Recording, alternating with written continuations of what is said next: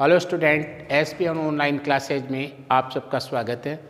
मैं ओम प्रकाश आपको कक्षा 6, 7, 8 में जो प्रश्न पूछा जाता है प्रत्यय और उपसर्ग, उसके संदर्भ में बताने जा रहा हूँ। पहले तो अपन ये देखते हैं प्रत्यय और उपसर्ग है क्या। उपसर्ग और प्रत्यय। प्रत्यय उपसर्ग की एकदम सिंपल से देखेगी, कंफ्यूज होने वाली कोई बात नहीं हो। तो उपसर्ग ऐसे लिखा जाता है और उप का मतलब होता है आगे और पै का मतलब पीछे। यह शब्द और यह शब्द दोनों मिल रहे हैं। यदि इनका नामकरण कर देखे तो इन दोनों का प्रथम अक्षर मिल रहा है, तो ऊ से मतलब आगे। इसमें भी इसी आकृति के अक्षर बना हुआ है और उसमें भी ऐसे लिखा हुआ है पै का मतलब पीछे। पीछे एकदम सेम, दोनों की वर्णमाला के दोनों अक्षर बराबर वैसे ही लिखावट में है जैसे उपसर्ग में ए ऊ की तरह लिखा हुआ है और प्रत्यय में पै पीछे की तरह। अर्थात परिभाषा देखते हैं उपसर्ग की, तो अपन ये बताने जा रहे हैं कि जो शब्दांश, जो शब्द या शब्दांश किसी शब्द के आगे लगकर उसके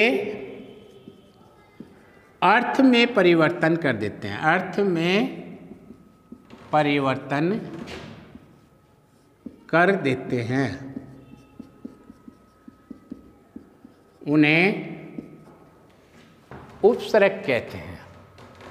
उन्हें उपसर्ग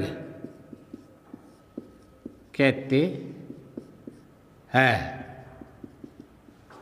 उन्हें उपसर्ग कहते हैं। अब है प्रत्यय। परिभाषा देख रहे हैं दोनों की कि उपसर्ग किसे कहते हैं और प्रत्यय किसे कहते हैं। प्रत्यय में जो शब्द या शब्दांश किसी शब्द के पीछे जुड़कर उसके अर्थ में परिवर्तन कर देते हैं। परिवर्तन कर देते हैं, उन्हें प्रत्यय कहा जाता है। वे प्रत्यय कहलाते हैं। प्रत्यय कहलाते हैं। वे प्रत्यय कहलाते हैं। जैसे अब प्रत्यय, पहले तो अपन उपसर्ग का उदाहरण लेते हैं।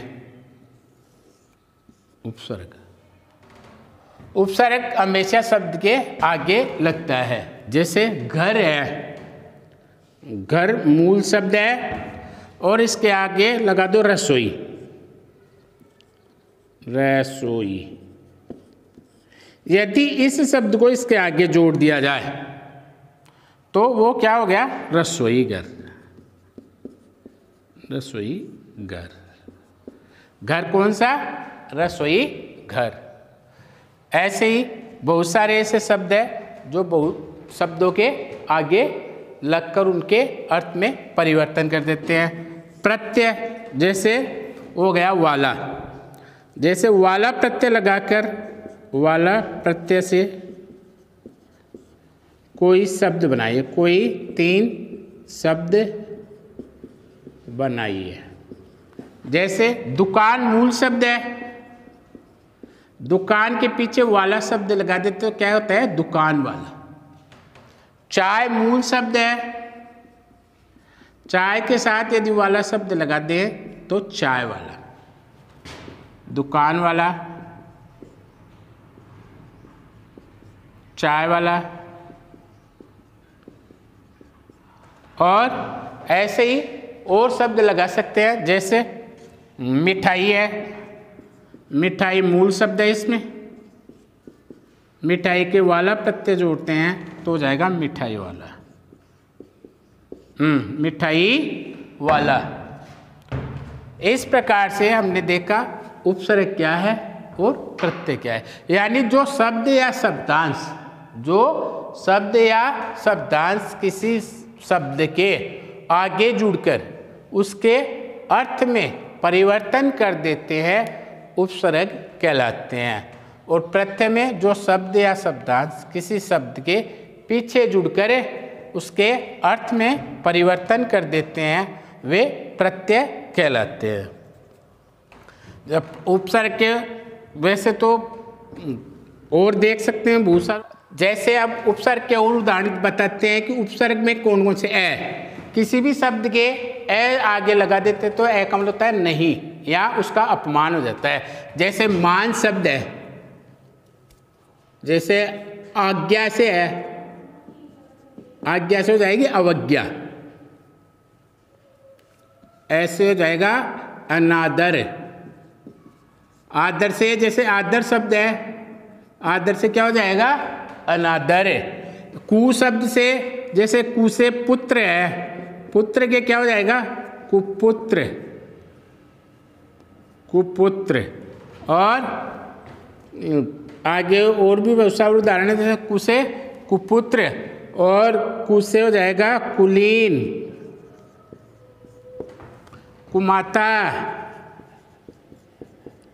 तो मूल शब्द के आगे जो शब्द लगे हुए हैं ये सब किसके उदाहरण हैं, उपसर्ग के उदाहरण हैं। ऐसे ही इक में कोई शब्द लगाते हैं, इक प्रत्यय में, तो प्रत्यय में क्या था भूगोल शब्द है, जैसे भूगोल, भूगोल के यदि इक जोड़ते हैं तो क्या हो जाएगा भौगोलिक, लिक। इतिहास शब्द है, इतिहास के यदि इक लगा देते हैं तो हो जाएगा ऐतिहासिक, क्या हो जाएगा ऐतिहासिक। धर्म शब्द है, मूल शब्द क्या है धर्म, धर्म से हो जाएगा धार्मिक।